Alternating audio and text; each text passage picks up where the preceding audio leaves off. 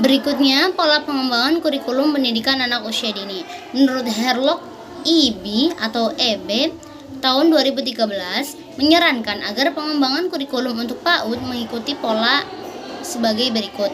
Yang pertama itu berdasarkan keilmuan PAUD. Jadi kurikulum itu harus mengikuti ilmu yang sedang atau yang akan saat itu diterapkan kepada anak.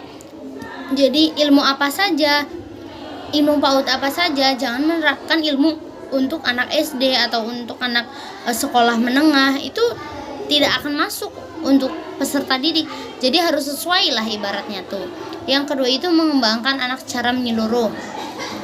Mengembangkan anak secara menyeluruh itu harus mengandung beberapa aspek perkembangan seperti tadi ya, mencakup perkembangan fisik motorik, perkembangan sosial moral, perkembangan kognitif, perkembangan emosional, itu harus tercakup. Dan yang ketiga itu relevan, menarik, dan menantang. Kurikulum PAUD sendiri harus dapat menantang, harus dapat menarik peserta didik supaya dapat mengikuti proses tersebut dengan baik dan benar. Harus dapat memecahkan masalah, harus dapat memberikan keputusan, seperti itu. Dan yang keempat, mempertimbangkan kebutuhan anak. Nah, mempertimbangkan kebutuhan anak di sini itu melihat dari pandangan masyarakat dan pandangan bangsa juga ya. Contohnya seperti anak usia 5 tahun, menurut pandangan masyarakat, pendidikan apa sih yang dibutuhkan anak umur segitu, dan menurut pandangan bangsa juga apa sih yang dibutuhkan untuk anak usia 5 tahun. Nah, itu harus mempertimbangkan tersebut ya. Dan yang kelima itu mengembangkan kecerdasan. Di sini kurikulum juga harus dapat mengembangkan kecerdasan anak, baik dari menulis, membaca, atau anak juga harus bisa memecahkan masalah, memberikan keputusan yang baik dan benar, atau belajar bijaksana lah. Yang keenam, kurikulum PAUD itu harus menyenangkan. Kurikulum PAUD itu tidak boleh monoton, tidak boleh membuat jemu, bosan. Jadi harus benar-benar memberikan rasa senang terhadap anak, rasa nyaman dalam belajar. Yang ketujuh, kurikulum PAUD sendiri harus fleksibel, jadi mengikuti perkembangan zaman. Nah, masa sih kurikulum PAUD tahun 2012 digunakan di tahun 2021? Coba bayangin, pasti kan sangat beda. Anak-anak kecil sekarang atau anak-anak usia dini tahun sekarang itu, era sekarang itu ya beda, udah zaman now lah gitu ya. Udah nggak seperti zaman dulu, sangat-sangatlah beda, walaupun perbedaan tahunnya itu tidak terlalu jauh sekali. Jadi kurikulum PAUD itu harus fleksibel, harus fleksibel untuk dapat menjadi kurikulum yang baik. Nah, itu harus fleksibel teman-teman. Yang kedelapan itu ada unified atau integrated.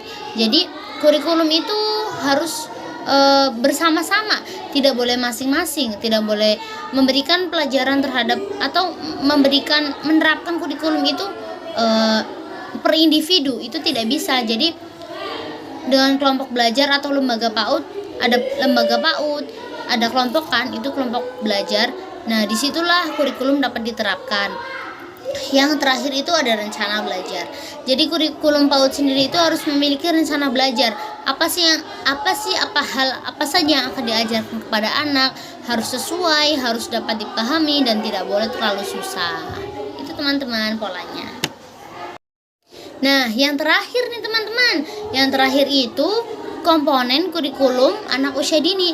Menurut Ramli menyatakan komponen kurikulum anak usia dini untuk materi usia anak 3-6 tahun itu meliputi yang pertama, keaksaraan.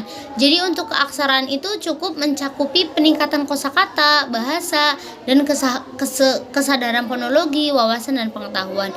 Jadi untuk anak umur 3-6 tahun itu tuh belajar hanya cukup dengan mengenal kosakata, cukup dengan mengenal bahasa. Ini bahasa Jawa, ini bahasa Indonesia, ini huruf A, ini huruf B, ini huruf C besar, ini huruf C kecil. Cukup seperti itu saja. Jangan sampai, maksudnya itu jangan dipacu atau jangan dipatok anak itu harus bisa membaca saat itu juga. Itu tidak boleh. Dan yang kedua itu konsep konsep matematika. Jadi konsep matematika itu mencakup pengenalan angka-angka, pola-pola dan hubungan geometri dan kesadaran ruang. Jadi anak ini cukup mengenali angka, mengenali pola atau mengenali kesadaran ruang. Ini tuh ruang apa? Maksud dalam artian ini tuh ruangnya bentuknya apa, dan ini angka berapa, ini polanya bentuknya apa, segitiga kah, lingkaran kah. Cukup mengenal saja gitu loh, jangan terlalu dibebani, jangan harus bisa 1 tambah 1 ini 2 kali 1 harus dapat menghitung. Itu tidak boleh ya, tidak boleh memaksakan anak untuk langsung bisa menghitung. Itu konsep matematikanya. Dan yang ketiga itu pengetahuan alam, lebih menekankan pada objek fisik. Jadi untuk pengetahuan alamnya itu cukup mengerti lingkungan fisik seperti apa ini anggota tubuh ya. Anggota tubuh itu seperti ini hidung, ini mulut. Kehidupan lingkungannya itu seperti ini tetangga, ini teman gitu kan.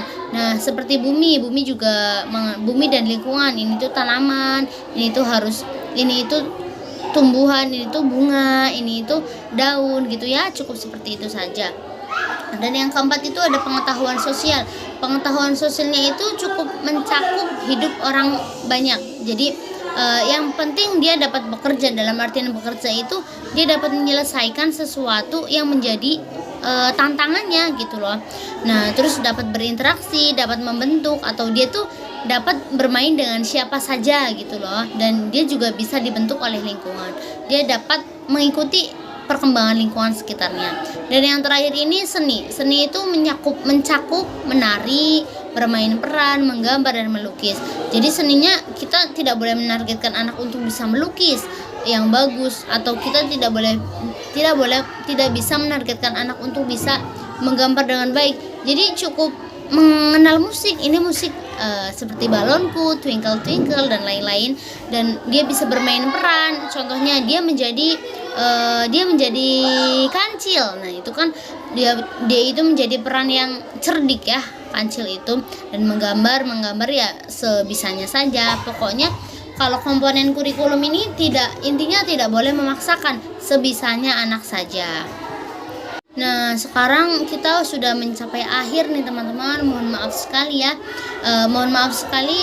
Barangkali saya menerangkannya terlalu cepat, atau jujur di sini saya merasa tergesa-gesa ya. Mungkin karena pertama kali saya itu menjelaskan dengan gaya bahasa saya sendiri, menjelaskan dengan sepengetahuan saya sendiri, dan masih banyak kurangnya, masih banyak kesalahannya. Mohon dimaklumi untuk dosen Ibu Syifa.